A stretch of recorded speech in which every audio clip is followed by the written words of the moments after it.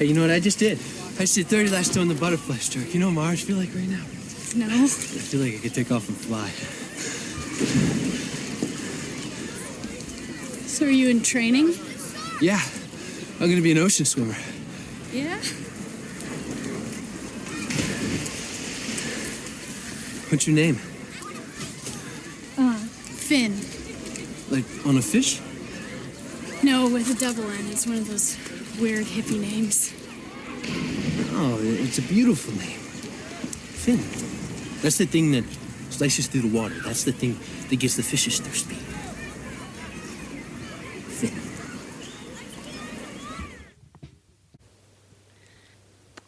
Hello and welcome to Book versus Movie. This is a podcast where we read books that have been adapted into movies, and then we try to decide which we like better, the book or the movie. I am Margot P. of ColoniaBook.com, and this is my good friend and co-host, Margot D. of Book and Fit Chick. Hi, everyone.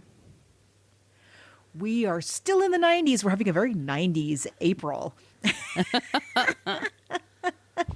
But for those of you who are new, we've been doing a brand new episode every single week. Every week since 2 years. Started this whole 2 years since we started the whole pandemic era. We decided that that's what we were going to do, and we have stuck to it.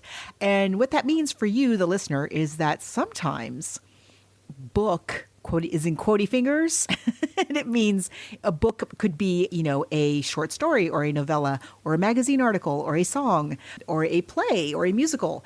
In this case, we are definitely talking about an actual book, which will be very fun. Last time we talked about The Insider, which was based on a magazine article and a 60 Minutes interview.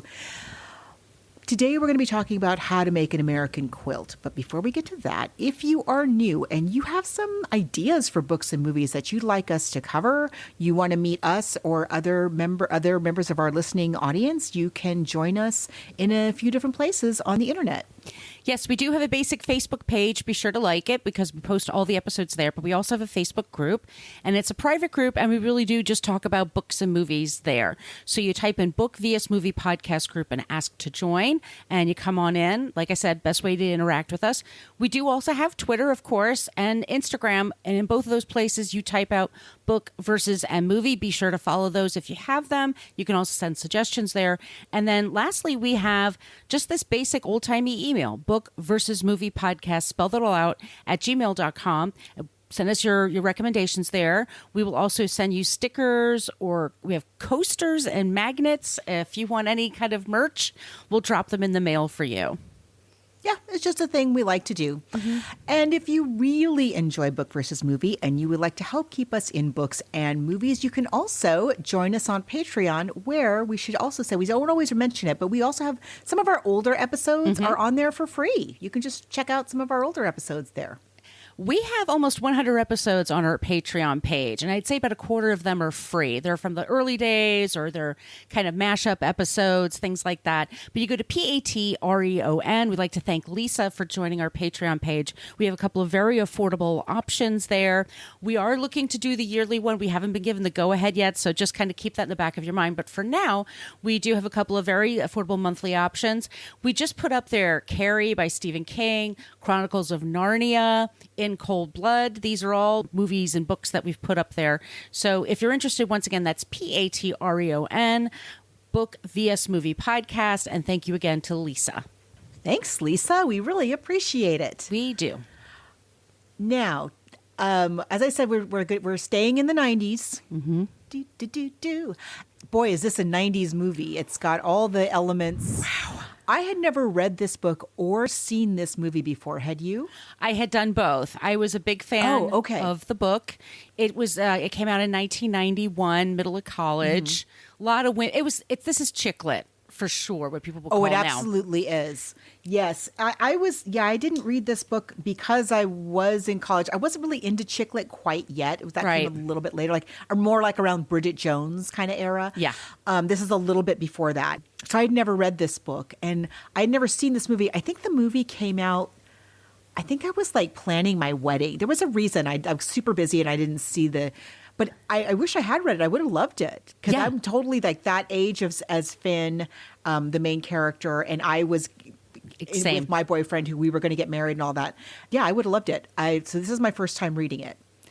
I just super loved it because it was about women, and the point of view Yeah. How is about mainly that? women. I know, and it's a lot of men that are reviewing the movie, which we'll talk about soon. But they're also kind of like, well, kind of like a chick movie, and it is, and it's a chick story, and that's what I liked about it as well. I think like I said, it came out in '91. Should I talk about our author a little bit?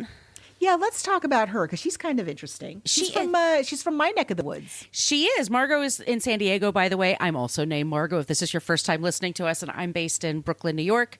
Whitney Otto, born 1955. She's from California. She went to San Diego State University. UC Irvine, that's where she was studying writing. There was a summer in between, there was school ends and then another semester begins. And that's, I don't know, for you, like that's when I really did my light reading, or just fun stuff. Because that, you're taking a break because college was hard. I remember just like all the papers and tests and stuff like that. So she was in a writing program. The teacher said, I want you to come with something by the first day of class. And so somewhere in mid-August, she wrote down a short story, which became the basis for this. Her professor asked her to turn it in early, and she did. And he called her that night and said, I can't stop reading this. It's so good. Are you going to turn this into a novel? That's what she did. And that was like her thesis. And this is her first novel. And it's 1991. I think that's so great. Yeah. I'm so glad that the professor was not like, it's all about chicks. Chicks, man. This doesn't relate to me. You got to make the characters relatable, with a penis. I think for a debut novel, it's super fantastic. good. Yeah. By the way, we should say, like, when we were thinking about books and movies, one of the reasons we picked this one because it's 179 pages. We were trying to keep it tight. This is a tight story. You could read it in like 1 or 2 sittings easily. I did it in 2, but there were a few of the characters and things that they said. I think I'm also attracted to the sadness of this story. There's this melancholy around it. There is, which I think the book handles more deftly or with more deftness than the movie does. But I appreciate that. I can totally, again, I was that age at that time, thinking about getting married. I was an art history major. Finn several times says that she should have been an art history major. I would have loved this book. And when you're in that stage of life, you look around at the people who are still married, and you ask a lot of questions because, like with anything, like if you're going to buy a car. Sure. You ask your friends who maybe also have a Honda. How's that worked out for you?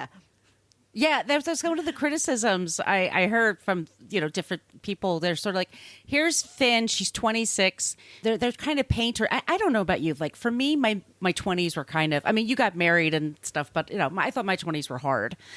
There's all these choices you have to make, and you think, and some of them are just like, just get through your first job or just get you through your first thing, but you agonize over everything, and getting married's a huge deal, and. It is. Yeah. And I think too, she doesn't talk about it. To me, it's there, but it's not, she's not hitting you over the head with it. But something, and we've talked about this a little bit in the past, but you and I were both raised by baby boomers, and our moms were part of that, what's our quote unquote second wave of feminism. It was a huge deal for them to be able to buy their own car. Getting back to that analogy, what are you going to take your husband's name or not? Are you going to get a degree? Are you going to get a job? And so for us women who were raised by those women, I felt like there was a lot of pressure on us to kind of live out all of the unfulfilled promises, all the freedoms that we had. There was a lot of, and not just from our moms, but I remember from my professors too, who were women, and they meant well, but there was a lot of like, do you have any idea how easy you have it? You better, why, if I had the opportunities that you have available to you. So it was a lot of pressure. Yeah. And we both moved to New York, we both moved to New York at the same time. So yeah, talk about pressure. Yeah. So I think she does a really good job of describing that that time of life in that period of American history in a way that's, again, it's not hitting you over the head, but that's what Finn is like from every angle. Right. She's trying to do her thesis. She's got her family, like, so when are you having babies? Like, she's not even engaged yet, hardly. She's got her boyfriend who's got his expectations, and and where is she in all of this? And so I think it's well done. I think it's well handled. Yeah, well, so the character is going to UC Berkeley. She and her boyfriend are based in the Bay Area. He's a carpenter. He's a perfectly nice guy who loves her, who truly loves her. She is someone who's been going to school now for a long time. She's on her third thesis, and she can never seem to finish it. And she's worried that this is another thing she's not going to finish. She's in the middle of a story, and it's about social women and social groups and creativity. It's about crafting and women and crafting and expression and in women specifically. Which would become a huge thing, by the way. I mean, the author. Oh, absolutely. I mean, again, as somebody who has a degree in art history, that was a big thing that we talked about a lot in these days. Yeah. And nowadays makers are everywhere. There's like a makers channel on Roku I saw the other day. So if you're interested in anything. So she gets this idea of, well, everyone's life is like a pastiche. There's all these different moments that happen and kind of flashes through your head once in a while. You don't think about your life linearly. You think about it in different parts. And so she wisely chooses very different characters. They have a quilting group, and they're in Grasse, California, which I think is near Bakersfield, is where they're saying. It seems to be like an agricultural, a lot of California. The coast is what gets all of the airplay, but most of California is inland, and a lot of it is rural and agricultural. Yeah. Yeah. You'd be surprised how conservative parts of California are. So, oh my, yes. Yes. So she's on her third thesis. She's been proposed to by her boyfriend. They're also fixing their house. They're getting their first home together. They've been living together. She's sort of stressed out, and she decides, I'm going to spend the summer with my grandma and my auntie. They live in this big house. I'm going to finish this thing once and for all, and then I will come back to you, and I will come back to you basically like I am going to marry you. I love you, Sam. I'm going to marry you, Sam, but I need this time. Which, does that not seem totally reasonable? Yeah, to me, I don't understand why people just they think she hates like, him. What's wrong with you? Why finish your thesis? What do you mean you need space? Like, what? Yeah.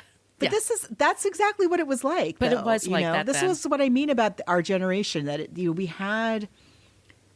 There was and for women, I if I can say, for women, it seemed like more than men. There was this expectation that because we had supposedly had opportunities available to us that our mothers had fought for, that we should somehow like instantly know exactly what we're going to do with our lives and take advantage of absolutely everything, and somehow be able to have a career and a marriage and a house and a family and be able to do all of that because that's what our moms fought for us to have the right to do. That doesn't mean that it's like the best idea to do that all at the same time in the same month. Yeah. Necessarily. I mean, she's young enough to make that choice and still put off having kids for a few years, or even getting married for a few years if she wanted to. She's got 26. Loads of time. Yeah. But she's feeling that pressure, and it helps with the story. So they're going to send her to this house. The grandma and the auntie are in a quilter's bee, a quilting circle. And as soon as she gets there, the women decide, we're going to make you your wedding quilt. And she's going to write her thesis and hang out for a few months. And so she's like, well, this is perfect. I'll interview these women because I'm talking about this anyway.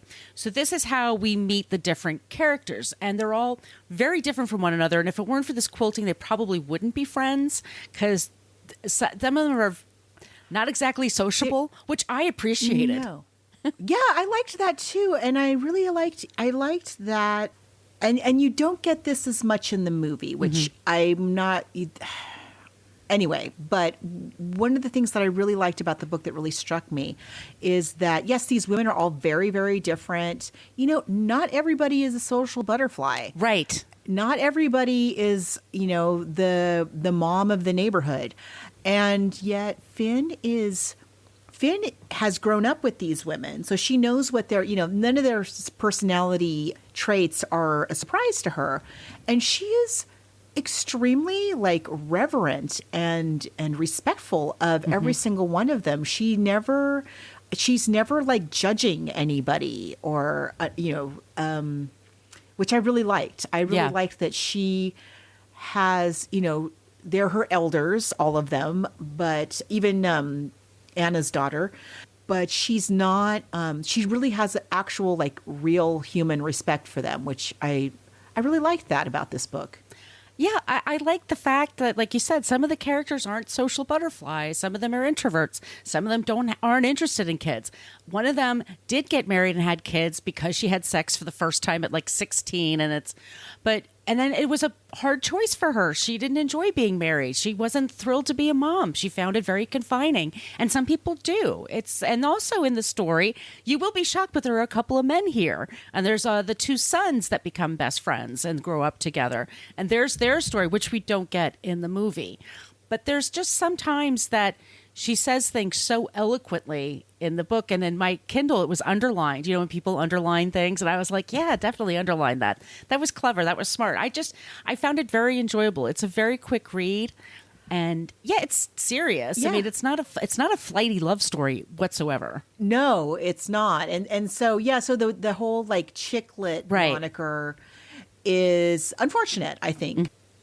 I really think that it's a really again, like very respectful, honest look at the different stages of women's lives and the way that choices that we make are influenced by the expectations that society or our family or ourselves, that we have.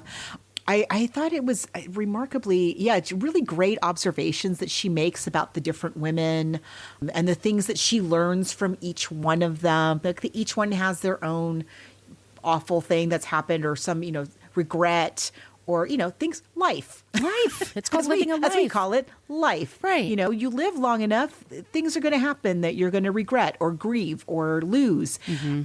And of course, that is a thing that you would consider as you're also thinking about embarking on a life with another person for the rest of your, the rest of your time on Earth. I think it's not, the fact that it's women is what makes it like quote unquote chick lit. It's not a fluffy. It's not Confessions of a Shopaholic. No, or Bridget Jones, and they all are fine books. I mean, they have their place. But it's a different thing. It's a different thing, and I did share in the group, our Facebook group on Goodreads, someone didn't know that this was about quilt making, and they were really upset by the language. They're talking about sewing. I'm like, this is not a filthy book at all. You don't have to worry about it. I mean, it's not. There are some sections about quilting, and she said that she just grabbed a few books, and that's what it kind of seems like.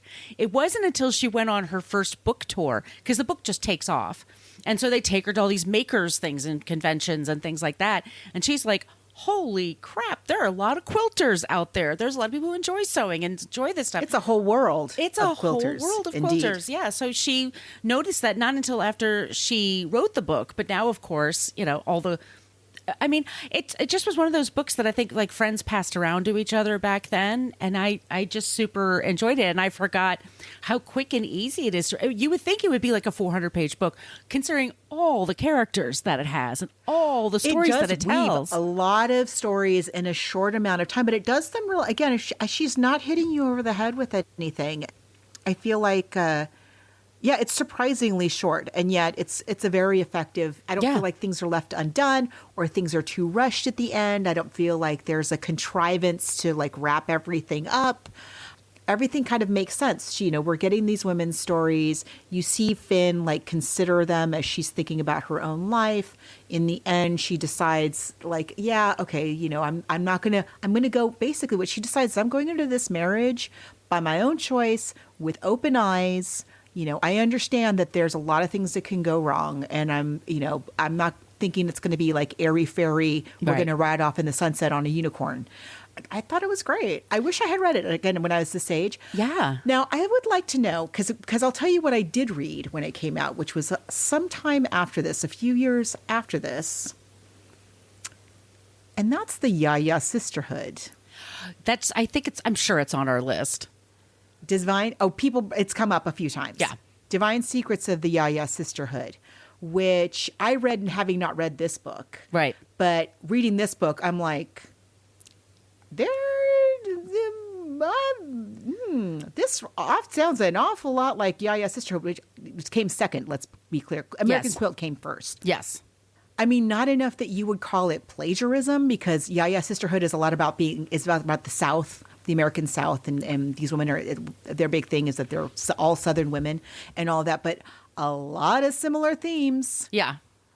Very similar themes, especially when the movie's concerned. I mean, you even have Ellen Burstyn in both of them.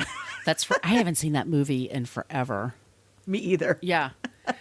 Yeah, I think it's more. yeah. It's much more serious than Yaya Sisterhood. I agree. And I also liked the themes of, because you and I both have lived on both coasts. Like, a couple of the characters miss the East Coast because middle of Central California is a very different climate in every single way. Oh, it's it's a very different culture. It's hard to explain if you haven't actually been here. California is like 5 states. Yes. It's really, yeah. But like I said, people only hear about the coast, which is where I live. But yeah, it's mostly agricultural and rural. There's desert. They're cowboys. It's a lot. Yeah. Oh, absolutely. They're cow towns. Oh, yeah, there's whole stretches of nothing but cows. Yeah. Yeah, I really liked it. Yeah, really, so did I. Really liked it. Well, of course, it got sold as a movie because it's got movie written all over it. I mean, you just... It really does. It really does. So should we play the trailer now? Yeah. Okay, so let's play the trailer. This is from 1995, and the film stars Winona Ryder.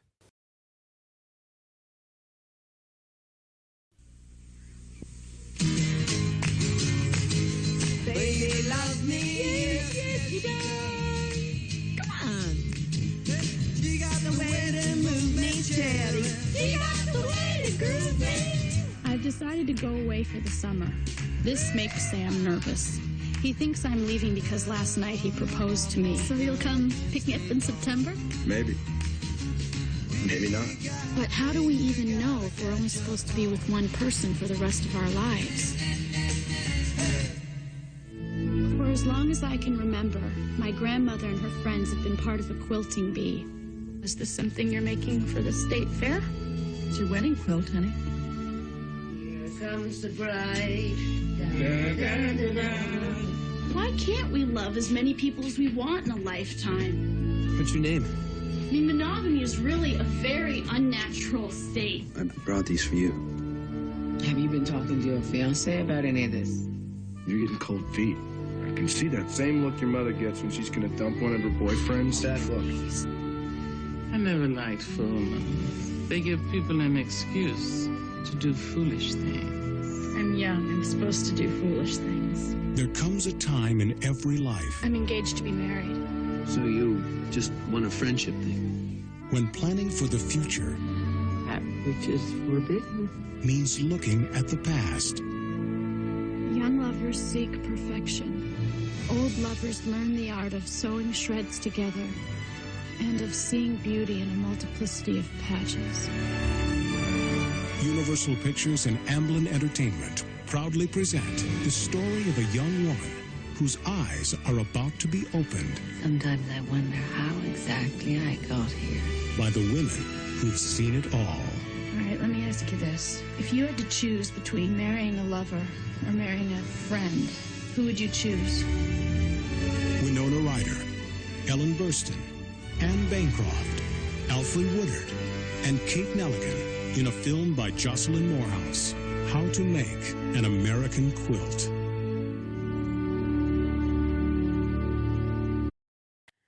Our director is Jocelyn Morehouse. This is Amblin Entertainment, so it's Steven Spielberg's company. Yes. It's not a Miramax I wanted film. to say, I wanted to say one more thing about Jocelyn Moorhouse, because she's Australian, yeah? One of her first big movies that she directed was a movie called Proof. Which I'd never seen. It's really good. It's really good, and you can get it for free on YouTube. Oh, okay. And you're not breaking the law or anything. They just offer it for free. But Proof is an amazing movie. It's a three-person cast, and it's the breakout. It's it's like the second or third movie role of Russell Crowe, who we just talked about in our last episode. And he is phenomenal in this movie. I saw it in the movie theater when it came out, and I was like, who is that guy? Yeah. And he was great in our It's a really, last really movie, good movie. Winona Ryder plays our Finn. She is going to marry Dermot Mulrooney, who plays Sam. And the women, it's also, I'm sorry, it's a lot of women. The women produced this, women wrote this. They did this with a $10 million budget, which is nothing. Wound up making $40 million at the box office. So you think people would be like, let's put out more stories like this. No. Nah. The screenplay is by Jane Anderson. We have Winona and Bancroft. Some of these women I just love so much. I will watch Anne Bancroft do I'll watch her mop the floor. Right. I love that woman. I'll watch her do anything. She's great in this. She's great in everything. Everything. Absolutely every freaking thing she touches is gold. Ellen Burstyn, and we talked about her a long time ago when we covered The Exorcist. I believe that's on our Patreon page. Kate Nelligan, Alfred Woodard, Maya Angelou is in here. Kate Capshaw, Claire Danes is in here. Joanna Going. God, how beautiful is that woman? We have Samantha Mathis, Gene Simmons, Lois Smith, Rip Torn, and Michael T. Williamson. I mean, this is and what about young Jared?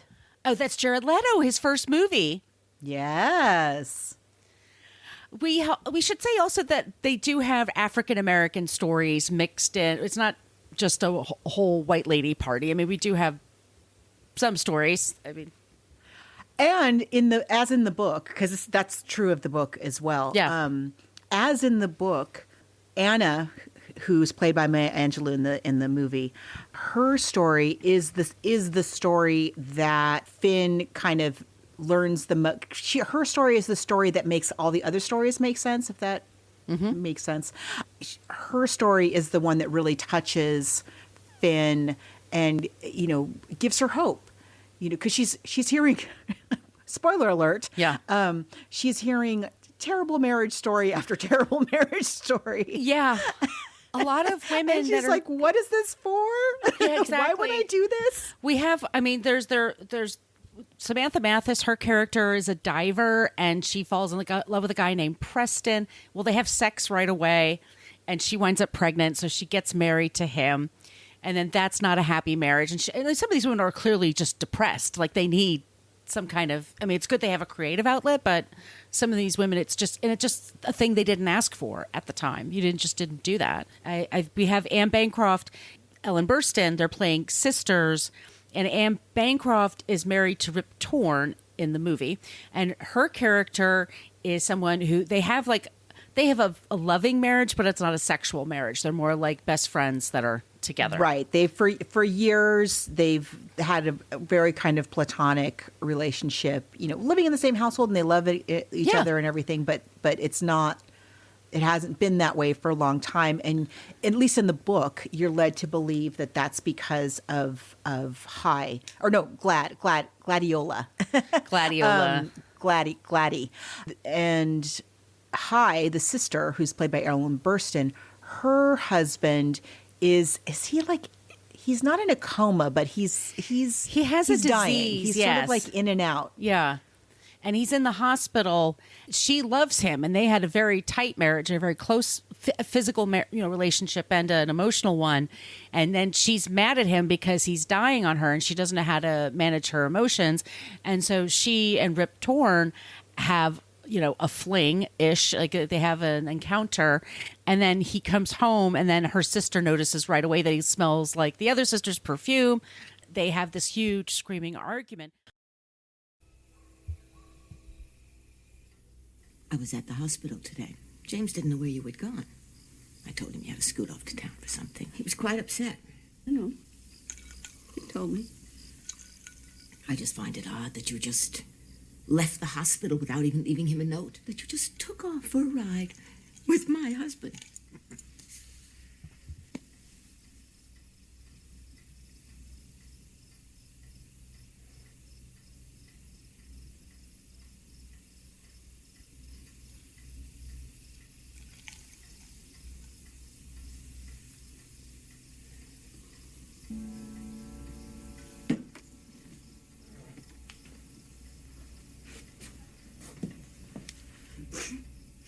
Laddie, what are you doing? Honey, what are you doing? Come on. Laddie! I don't want to hear a word out of either of you! You stink of a perfume! Oh, shit. Laddie? Laddie? Can't we work this out? You know, if you want me to go away, I'll do that, but if you want me to stay, that's what I want. Laddie, what's happened to our marriage? I mean, it's been so long since we even shared the same bed. It's been hard on me, sugar. What do you want me to do? She's my sister! She's my sister!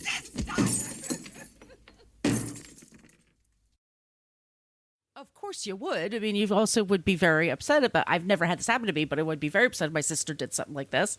But that's when we also have how they use craft making and the things that they're into helping with them manage their problems. So she throws all these dishes around, and then she and her sister use that to create this pattern on the wall. They put, like, I guess, like a mosaic, kind of thing. Exactly. Yeah, there's the character that she has her diving, and so she swims a lot. She goes to the pool, and that's like her time to do that. There's a woman that's married to a man, I believe, is it M, who's married to a man that, yes, Gene Simmons and Joanna Going. So her husband is a painter, but he also is fooling around with all of his subjects, which she finds out. For like the entire time that they're marriage together. He's never not fooling around on her. Ever. Right. And then yet she stays loves with him. him. And it's not really, she loves him. It's not because, like in the other cases of some of the other women, it's not because she's pregnant. It's not because she doesn't have any other options available to her. She just, like they say in Brokeback Mountain, she just can't quit him. Yeah. Well, she goes into his artist loft, his little workspace, and all of the pictures are of her. And so she realized this man really loves me. He's flawed, very flawed, but he does really love me. Whereas there's the other I'm blanking. Let me talk about Anna first, because I really find Anna interesting too, and that's Maya Angelou. So she's African American, and Esther Roll plays her mother. Oh, another one. Underrated. Esther Roll, man. She's just, I love that woman. She's another one, like Anne Bancroft. I would watch her in anything. The story in the movie is slightly different than in the book, but basically the same. You know, Anna is the one she's kind of the one who brought the quilting to the community that they're in, by way of her. Is it her mom? Is Esther Roll her mom or her grandmother? It's her mother. So it's Audrey Woodard's grandmother, I believe. But she was working for a couple in San Francisco, and that's in the book anyway, where that's where they're based. And she comes and cooks and cleans and stuff like that. And she some reason she shows her family quilt to the wife. She says, "Ooh, I really want that. If you ever want to sell it, let me know." And her daughter's really into astronomy, and she wants to buy her a telescope. The only way she could do that is if she sells the quilt. And then the wife is like, "I'll give you $15 for it." And this is the most beautiful thing you've seen in your life. It's like, if you've ever seen how much, these are museum pieces. Yes. And, you know, they are thousands and thousands and thousands of dollars. But, you know, this is another time, even in California, no qualms about taking advantage of this woman who is trying to educate her daughter. And let's buy this priceless quilt for $15. And she does it because she needs the money, and sucks. But the worst part is that the woman decides to hang it in the home. So every day she comes in and she's cleaning and cooking and stuff, she sees it. What the hell? And this was What is wrong with generations you? in her family that this quilt represented. But she's doing this for her daughter so that her daughter will get an education. And then her daughter, she has her own dreams and her own things that she wants to do, and she does get educated, and one of the things she wants to do is leave Grasse and go someplace else, and she goes to Paris, and she has many flings and many lovers, but there's only one man. Yeah. Oh wait, so in the book, and it happens in the movie too, but in the book it's more high stakes, I want to say. I felt like whatever I knew of the life before was now gone. Anna, would you serve the next course? Now, don't let that son of mine just laze around here all summer. I'm expecting him to do some honest work. Oh, don't worry. We'll have him cleaning out the stables. Come on now. Well, we'll think of something for him to do.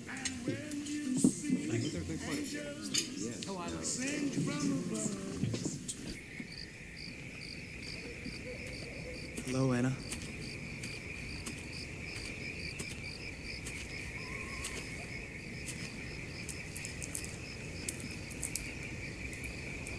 It's okay, we can talk as equals. I don't believe in that servant-master sort of thing. You think I thought you were my master? Well, no. Maybe I just didn't answer you because I wanted to be left alone. Touche. Excuse me? It's a French expression.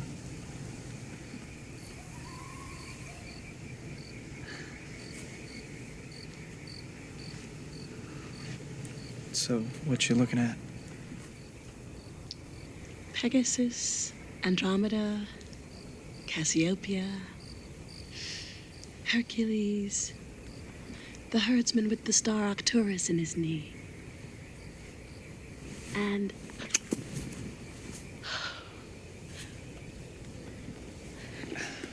Sorry. You cold? I'm okay. I once took my coat off and put it around this girl.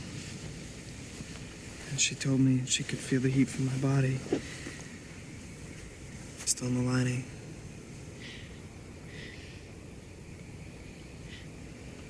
You feel it?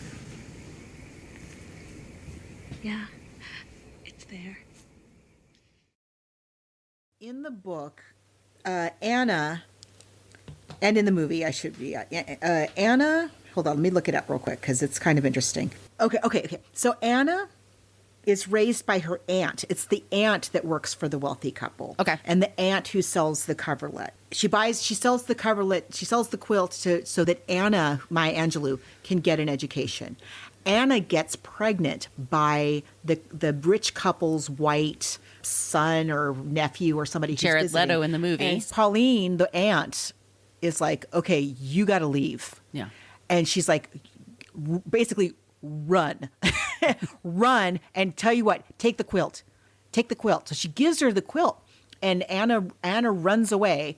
That's how she meets Hi and Gladys and their mom, is that she's an unwed mother. Mm-hmm. She's African American.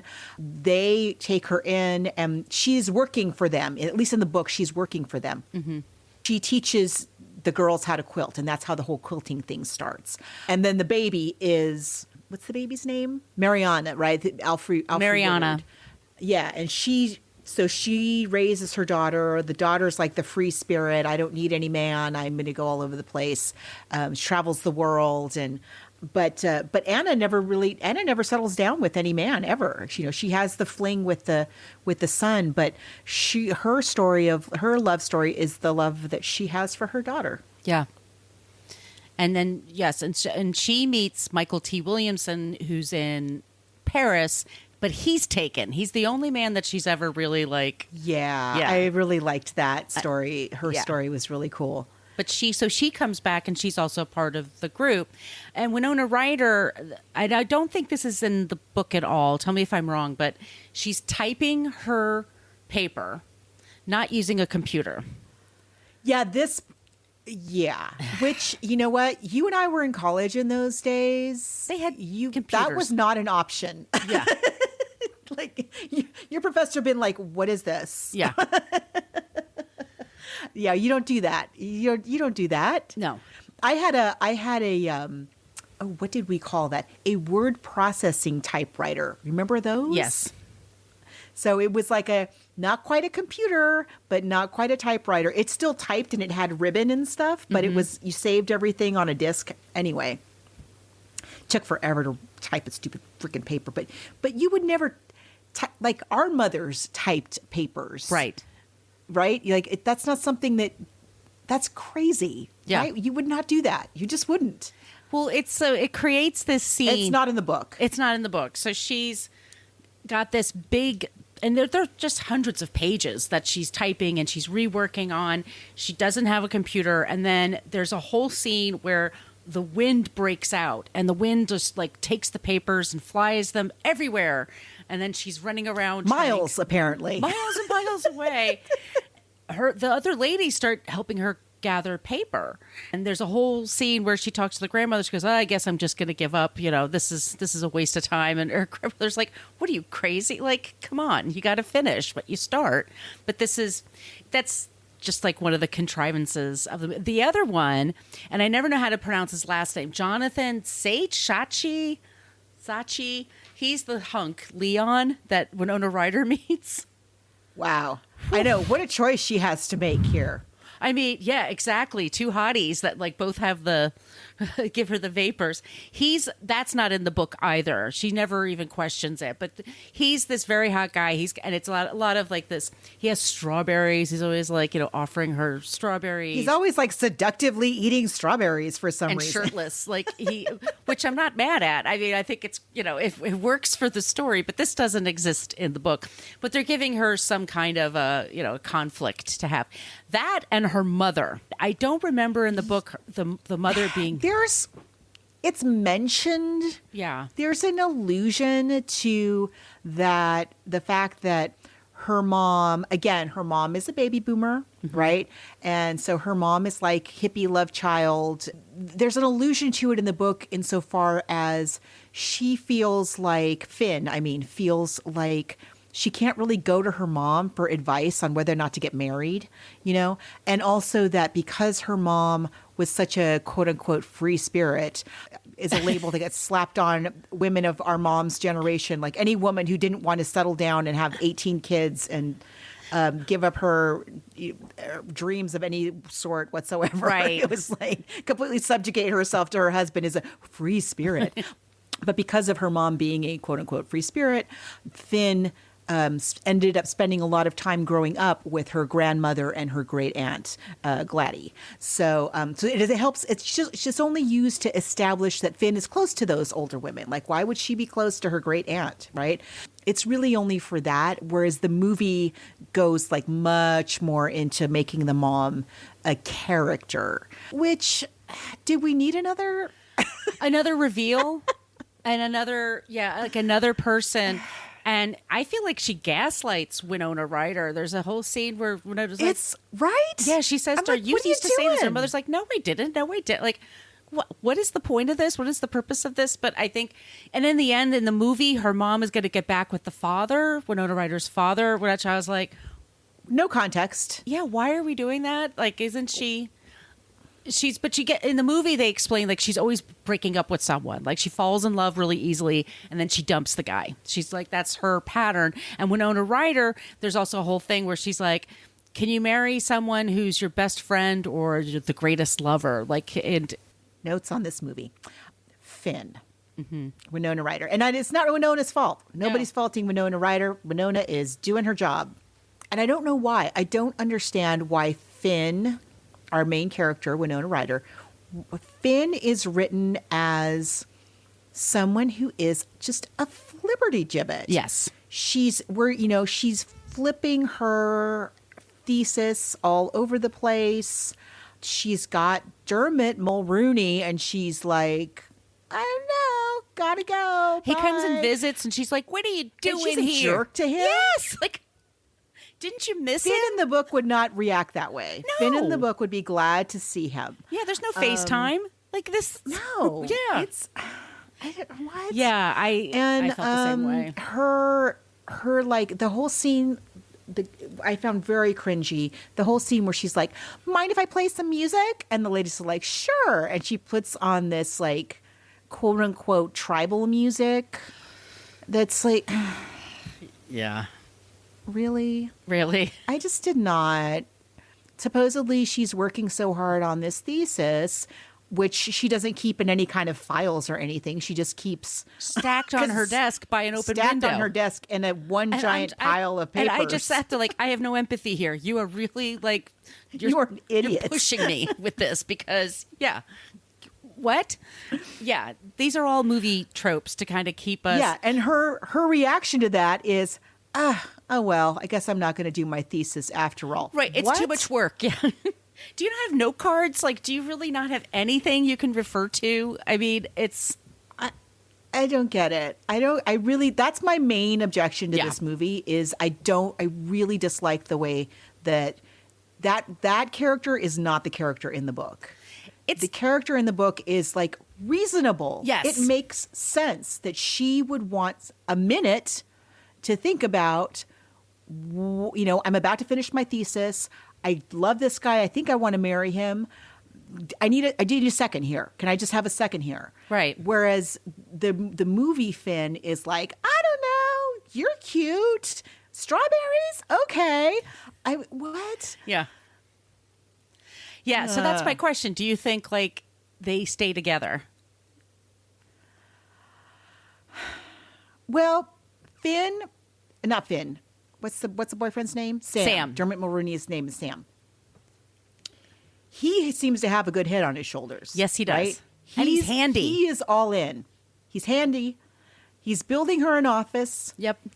She seems like she hasn't made up her mind about having kids, which is not unreasonable at 26. She's pissed that he's even thinking about it. It's like you've been together for 2 years. You're talking about getting married. That's a thing you talk about. Exactly. Like there's taxes and stuff that you got to, that's a thing you should at least have we should have a conversation about that at least. Even if the conversation is, I don't know what I want to do right now. Right. But just to get all mad at him when he's just trying to help and he right away is like, okay, well, this can be your office then. Like, no worries. I'll make it the way you want it. So he definitely seems like in it, and he seems to have a realistic idea of who he's dealing with. So really it's up to Finn. Yeah. I think the same thing. Yeah. I think, that's a good word, flibberty-gibbet. She's not like Joe in Little Women, where Joe was like a hard worker and single-focused, and she just responsible. And that's why I don't blame Winona. There's something about the writing; it's not living up to this. Yeah. And then maybe they just wanted to make her different from Joe, because that was a big part for her just before this. Who knows? I mean, I have to say, Winona Ryder is so beautiful. Like, I mean, as somebody who can just capture a camera, she glows. I mean, you can't incandescent. Stop She has her. so much charisma. It's just seriously, it's ridiculous. And she's acting with like some of the best actors in the world. She's holding her own. Yes. Again, she's doing her job here. I don't fault her whatsoever. It's the writing. It's the script that is disappointing with this character. Yeah. Very disappointed. Yeah. So book versus movie. I'm going to call it a tie. Okay. And here's why. I really loved the book. The book is awesome. I appreciated all the different kinds of stories. Yeah, it's a bummer. This movie, talk about a bummer. Yeah. Like, I got so much more bummed out by the movie than I did by the book. I don't know about you. Yeah, same. Like, I had a minute where I was like, you know what? I need a break from this movie. I can't with these sad stories. Yeah, these sad even stories. Going to the and Kate you left Mulligan of it all. I mean, that's like. I know. And you left your thesis just like, who keeps their thesis like that? What? Anyway. But what I liked about the movie, there's a lot of things I liked about the movie. I really love the sisters. Mm-hmm. I really love the whole Ellen Burstyn, Anne Bancroft of it all. I thought was really well done. I thought they told that story. They didn't have as much time and space to tell it, but they got it across in a really effective way that I liked. I liked the the diver lady. Oh, is that Sophia? That's yeah, Sophia. I thought they did. Who's Samantha Mathis? Oh, she was great. Great choice. Mm-hmm. I liked that. I liked the way that was done. I thought that they brought the book to life. Even though they changed things like about the papers blowing everywhere, that's not in the book at all.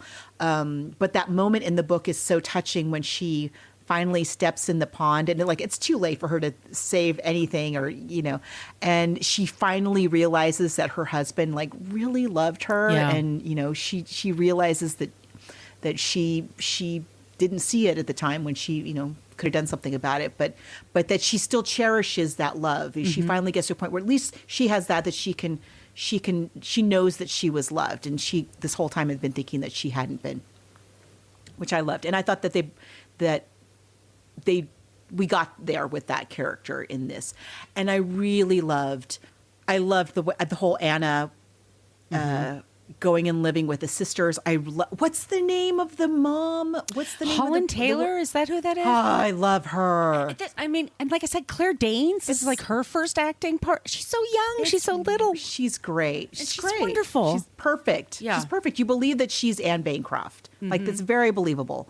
So for those reasons, I think it's good. I think the whole thing with the painter is done very well.